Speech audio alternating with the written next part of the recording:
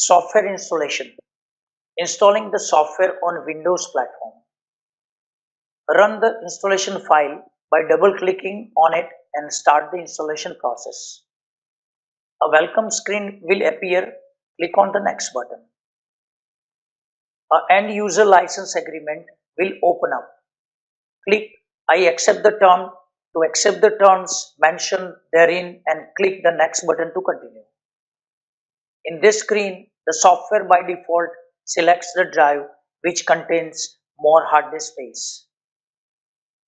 You can select an alternative path by clicking the browse button to open up the choose folder window. After selecting the path, click OK and then click on next button. Setup is now ready to start copying the file. On the selected path, click on the install button to begin the installation. Installation process will start and the file start getting copied on the selected location. After the installation process, required supporting software shall also ask for installation. Kindly proceed further and install the same.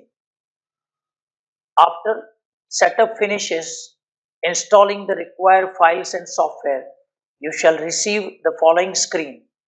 By default, the checkbox is already selected, which reads Launch Application.